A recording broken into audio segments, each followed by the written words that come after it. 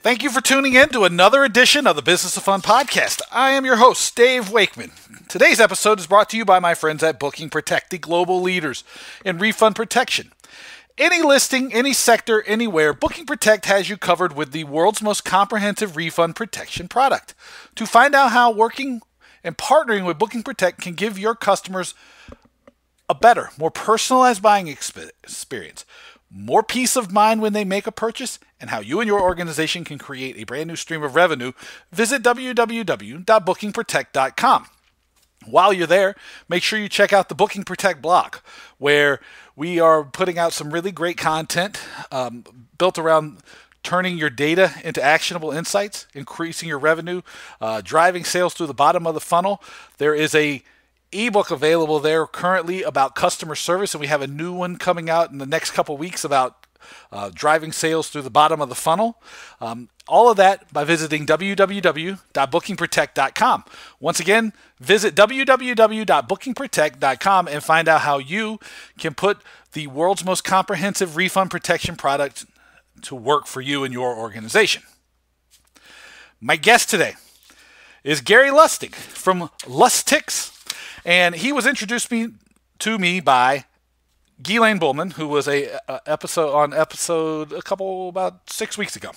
And she said, you got to have Gary on. Gary talks about customer service, and he's got like a really great take on customer service.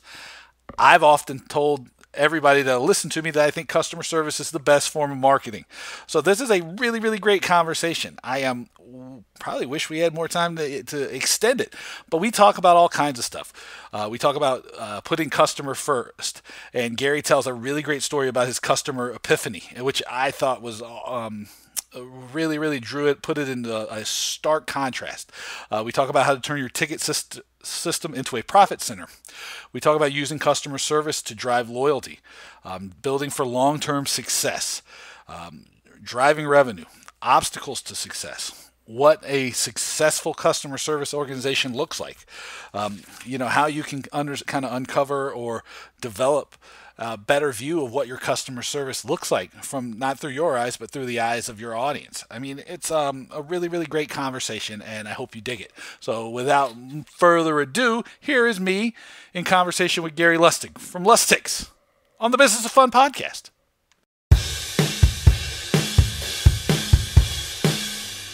I want to welcome Gary Lustig from Lusticks to the Business of Fun podcast. Gary, how's it going? Great. It's going wonderful. Awesome. Now, you were introduced to me by my buddy, Ghislaine Bullman, who was probably one of the most fun podcasts that I've done, and so you have a lot to live up to. but I really was interested because Ghislaine was like, oh, you have to talk to Gary because Gary really focuses on putting the customer first and customer loyalty and thinking about customer as a way to create long-term success. And those are all things that are just music to my ears. Can you explain a little bit to us how you have developed this customer first philosophy? Sure. I'm going to tell you about my customer service epiphany, if you will. It was a long time ago. When I started out in the ticketing world, it was really perfect for me. It was very policy driven, very rules driven. And if you had a policy and you had a rule and you followed it, nothing could go wrong. No matter how unhappy the customer was, it was great. You kept your job and you were rules driven. And, I worked in an organization where it had this, obviously, season ticket holder subscribers that would come to shows on a regular basis. And sometimes they would miss their show, for life happens. But the rule was if you didn't exchange your ticket before that show, sorry, you were out of luck. Well, I ended up on a call with one of those customers. He gets on the phone with me and he says, Gary, we're actually on our way to the show. Got a phone call, that my son was in an accident. And, is there anything we could do, because obviously we missed the show. And of course, I just started to go down my checklist of rules, and really wasn't being very helpful to the guy. And at the end of the conversation, he said to me, Gary, I understand you've got your rules, but the least you could have done was ask me how my son was doing. And that just completely changed the world for me in terms of customer service. Because you know what? Every single one of these customers is a person first. And you have to figure out what's best for them. Because otherwise, how do you have a successful business if you don't treat people as if they're people? So from then on, it really became about customer first. And, the rules really shouldn't be rules. There should be no more rules when it comes to customer service. You just have to do what you think is best for the customer. Right. And I think sometimes you put it very, very elegantly in the idea of like, how is my son being like the least human thing you could probably do, right? It's like pretty powerful, because I know that it's unfortunate. I went to a baseball game recently, and it was in a city where I've been one other time. Or, I mean, I've been there a lot of times. I had been to the baseball stadium one other time. But I was taking my wife and my son for the first time ever. And we didn't know, right? It's not my home ballpark. I don't know. I was like, well, where should I sit, right? And really it was like I was giving them a chance to sell me. And my wife goes, well, how was the experience? And I go, it was friendly and unhelpful.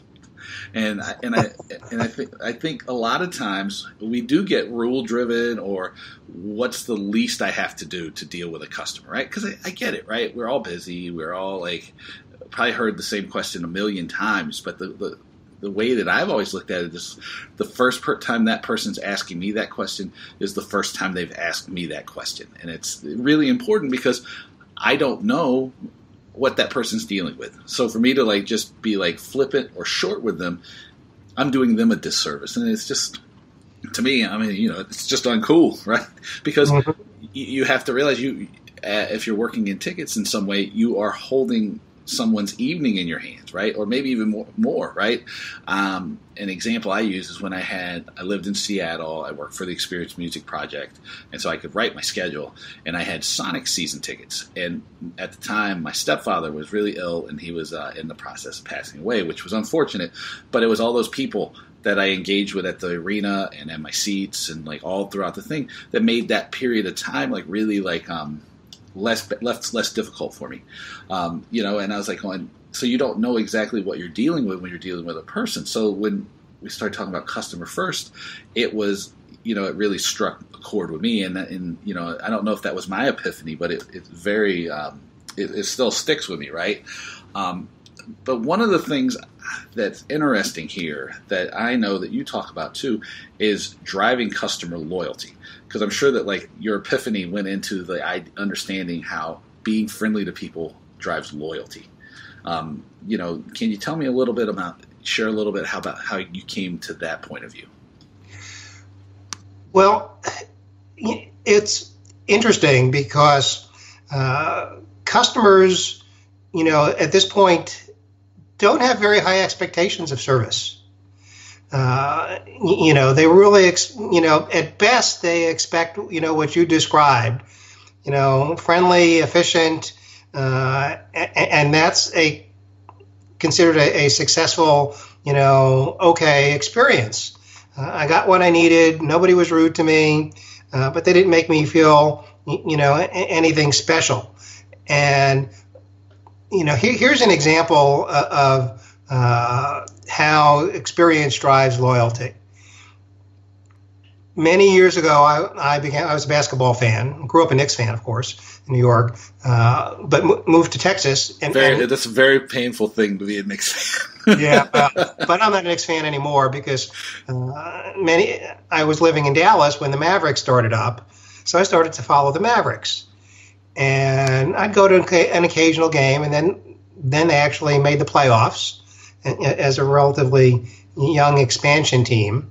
And I decided I wanted to go, so I picked up the phone, and tickets were hard to get, so I used a contact. But didn't really talk to anybody really high up the Mavericks. Got my tickets, and apparently I had written a check, and apparently they had quoted me the wrong price.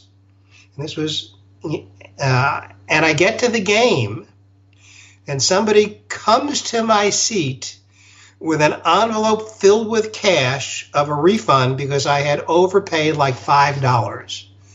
Okay.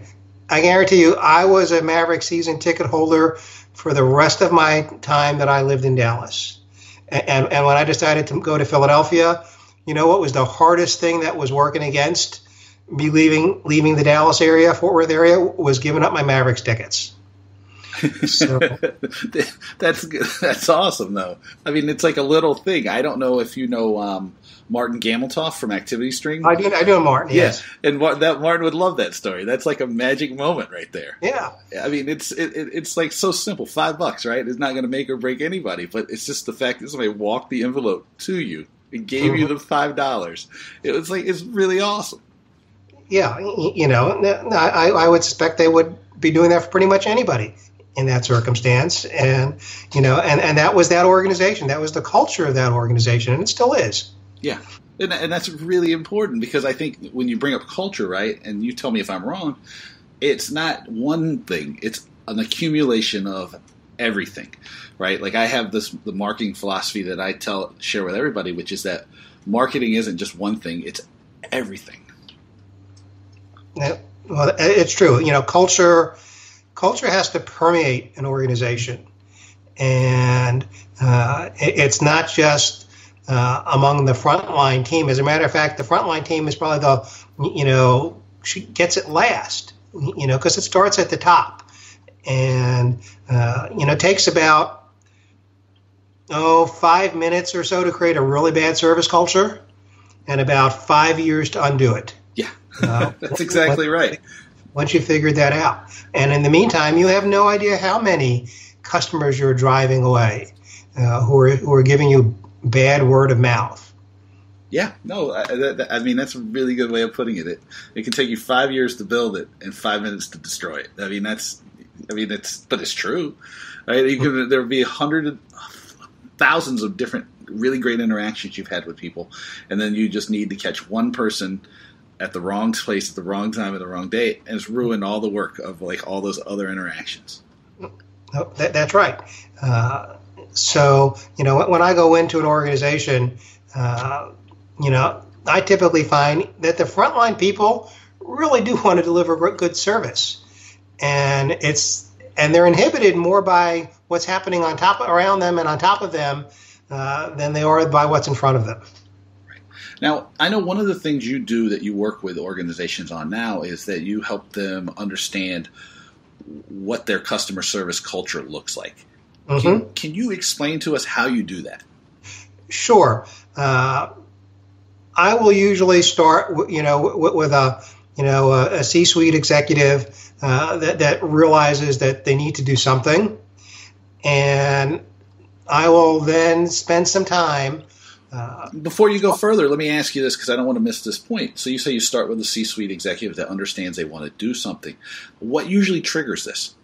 Because sometimes you find people and you go, my God, your customer service is awful, and they like go, oh, our customer service is totally fine. So I know they're like two different people. So how do they get there? Usually it will be because their revenues are going down. They are hearing anecdotal complaints from customers, and they want to try and get to the bottom of is there a problem, what the problem might be. And they may also be hearing it internally. In a lot of cases, their own teams will be talking about, we're not providing great service. So what I will do, once somebody believes that there is an issue or a problem, and sometimes it will also involve somebody new coming into the organization that really just wants a fresh start, I will spend time in advance talking to that executive, talking to the management of the ticketing team, trying to understand what their jobs are, how they're doing them, what they see as issues or challenges are. And then I'll go on site. And I'll spend a day in one-on-one interviews with frontline teams. And from those those first interviews with executives and ticket management, I'll develop a series of questions that are probing and try and get a sense of what's going on. And I will spend the day with them, then I will return and come back and issue a report. And what I typically am looking for And what I typically find is not a group of frontline people that don't want to provide good service. What I find is a group of frontline people that have obstacle after obstacle preventing them from providing service. It could be some really simple, stupid stuff, like our phone queues are really long first thing in the morning because our computers are so old, it takes 10 minutes for them to boot, and by the time we get it booted and get on the phone, the queue's already built up. Well, okay, how much does it cost to throw $25 worth of memory in every one of these computers to make them a little faster? That's always an issue. There's always some ridiculous issue like that. I spend 25% of my phone calls and emails are people that can't find something on our website. And so therefore they're having to call us in order to do so. That has got nothing to do at all with the frontline providers. But the customer's already frustrated by the time they call. I worked somewhere once where the most visited page on the website was the venue seating chart. How many clicks away was the venue seating chart from the home page? It was 5. So how frustrating is that? If what people want to look at is your venue seating map and you've made it 5 clicks away. So fix that. How is it that customers learn about promotions before the frontline staff does? What's wrong with the internal communication? So those are the sorts of things that come out of it. I also learned that in almost every case, there is no type of service metrics being kept in an organization. Nobody has any idea how they're really doing or speaks with a common voice. Well, let me ask you that. So what kind of service metrics should people be using? Because I had made a note over here of a question I wanted to ask you, which is like, how do you help the executives understand what success looks like? Because most of the time, customer service is going to fall into the area of an intangible. So sometimes it doesn't show up like you're going like, oh my God, I got a 10 on customer service, which usually is, not the best measure of whether or not you're doing it well or not. There's multiple metrics that can be done. Some are simple and free, and some cost a little money. But a simple metric is every CRM ticketing system out there has the ability to capture a note. And so when you have an interaction with a customer, either by email or by phone, that's out of the ordinary, either good or bad, you should be putting that into your CRM system and tagged in such a way that's reportable. And if all of a sudden in a week you start to see 12 people complain because they couldn't find an events calendar on the website, that's a service metric. If 18 people complained that they couldn't find where to park, that's a service metric. Right. Your phone systems typically can provide all sorts of customer service metrics, from simple things like what's the average hold time, what's the average time to abandon when somebody gives up,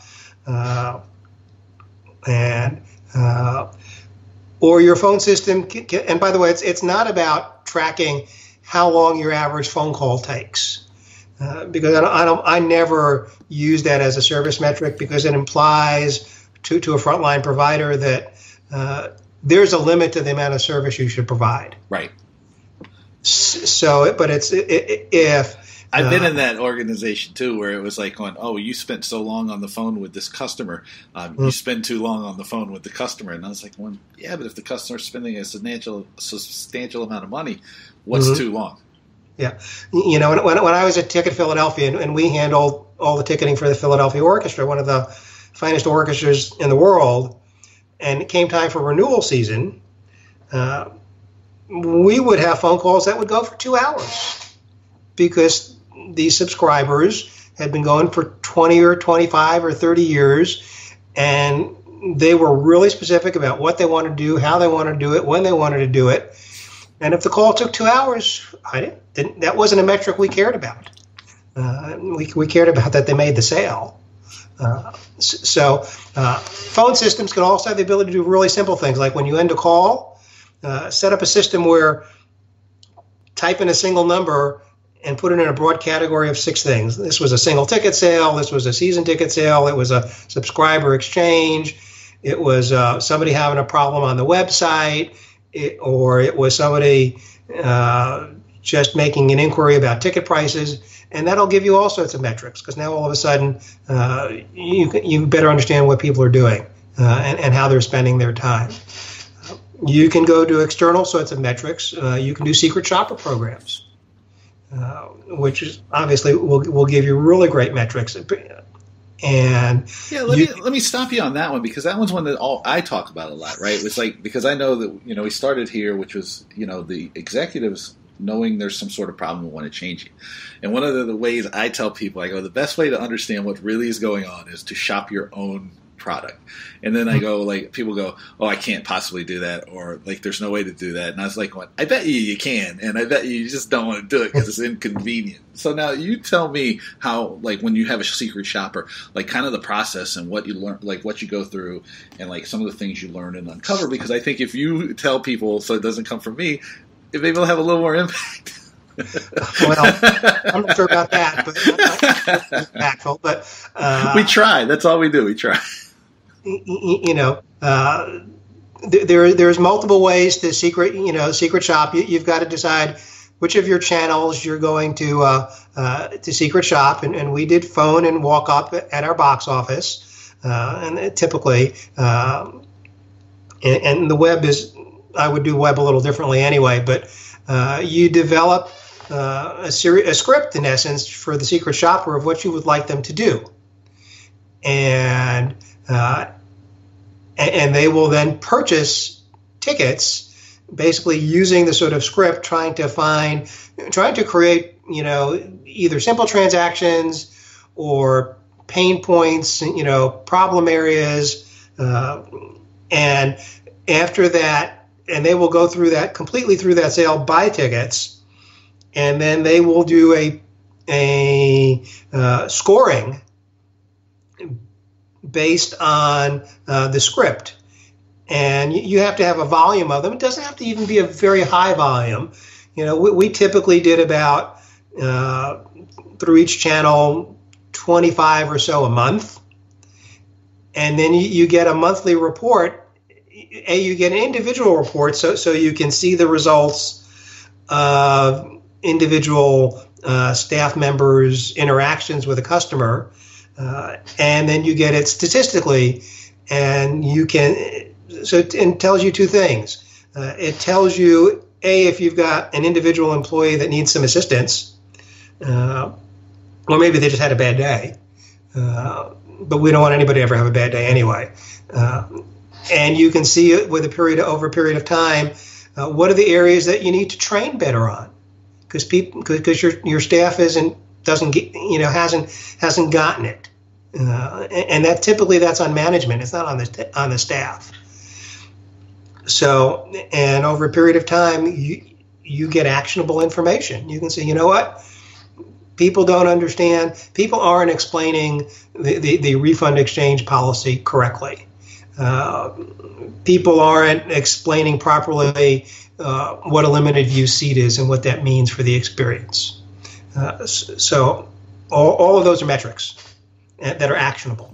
Yeah, and the way you explained it was great, so thank you for that, because I often tell people, and then this usually reflects the marketing aspect of it, but to me, customer services is probably the best form of marketing, that you aren't your audience, right? Your audience is going to have a different expectation, a different understanding, a different feel for everything that you know is certain. And so you have to practice the art of empathy, which is like seeing the world through the customer's eyes and saying, I don't know exactly what, I don't, if I were in your shoes, this is how I would see things, and walking people through that way. And so that's a really, really, really great way that you described of getting people there so that they can see. Because most of the time this applies to the marketing work I do the same way I'm sure it does with the customer service work you do. It's once you show people what they're not seeing, they can never not see it again. Mm-hmm. And that's been, if I haven't had any success as a marketer, it's my ability to see the world, not the way I want to see it, but the way that the person I'm trying to help and serve and convert see it. And it's really, really powerful. So like this stuff is, I think, great for that. Now, to change subjects just a little bit, Sure. knowing that I am extremely obsessed with how you make money, you have on your website a very interesting idea, and it's one that I know because it's on your website that we share in common. Because and that's making sure your the ticket system's profit centered.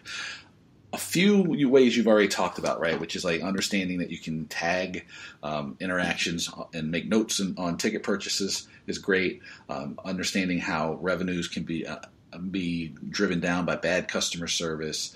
Understanding, maybe the import of having computer systems that are up to date or like that have the proper amount of memory and speed. All these things. But this idea of profit-centered ticket systems, I want to explore just a little bit because it's kind of very similar to what I talk about marketing. I go, if marketing is just a cost or a loss leader kind of thought, you're doing it all wrong. The same way with your ticket system. So can you explain to us a little bit about your profit center, making your ticket system a profit center? Because to me it's obvious, but the same way we just talked about with like not seeing the world the way I see it, but the way the customer sees it, can we explain it to everybody else so they can see it the same way we do? Sure. There's two parts to this. One is a very easy, everybody will probably agree part to it, and one is a little more difficult, at least for those in the performing art, nonprofit performing arts world. The first part to it is every interaction with a customer is an opportunity, A, to build loyalty, B, to create better experiences, and C, generate more revenue. And they really are all interconnected. So if and it doesn't matter whether you're on the phone or on the web, they're coming to, they called you, they contacted you, they want to buy a ticket. So the first thing is you want to make sure you get them the ticket that they want, but it shouldn't end there because that's just a transaction.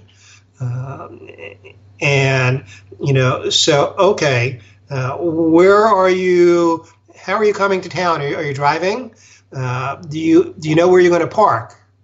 Oh, well, let me tell you about, we've got a relationship with this garage. We can pre-sell you a parking pass, and it'll have a barcode on it, and you won't have to worry about fiddling with a credit card there or paying before or paying after. And it'll be a discount for you because we've got a relationship with this. And what we don't, of course, say is that, hey, I'm getting a cut of that. I'm getting a cut. That's right. But once again, it's a win-win-win. The parking garage won, the customer won, the venue won. Mm-hmm. Yes, absolutely. I mean, and so same thing with restaurants. Do you know where you're going to eat? Well, you know what? We've got to deal with this restaurant. So those are all, oh no, since you're coming to this show, by the way, if you added this other show right now, I can give you a discount on it. So all of those are very easy and free ways to generate more profit or revenue. So that's the first part of it. And you really have to make sure you're delivering on the first part of it first, the transactional part, before in a really good way before you're going to be able to implement those other pieces of it. The other part of it is the world generally understands that fees attach to tickets now, and you need to understand what your market will bear in terms of collecting fees, and particularly if you control your own ticketing system, you've got the full ability to control fees. And people go to Broadway shows, they expect to pay fees. A lot of it has to do with the product you're selling too. In Philadelphia, we were very consciously first a service-driven organization, but we were also a revenue-driven organization in that fees are attached to tickets, and we want to make sure that we collect the appropriate fees that people are expecting to pay anyway, because it drives profit. So ticketing becomes more than just a cost center. So those are the two pieces of it. No, first one is easy. The second one, it really depends upon your organization and your environment. But we always did annual surveys of what our market was, both sports-wise and other entertainment options, to make sure that our fees were reasonable and generally lower than everybody else's.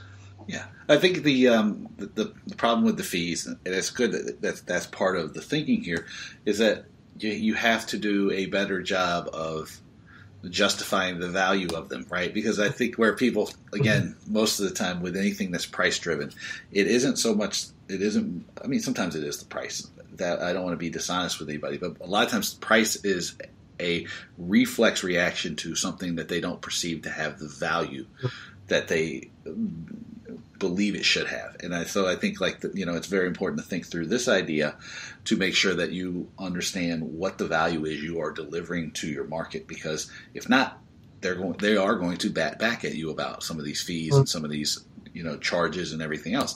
But if the value's there, they're usually not going to complain at all. It's a value. It's always a value thing, at least in my experience.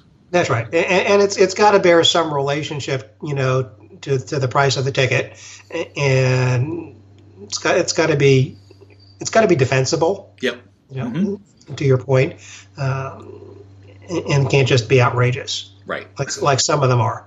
Yeah. So there's sometimes even if you understand where they're coming from, you're like going, these are not necessarily defensible. They do make you look bad.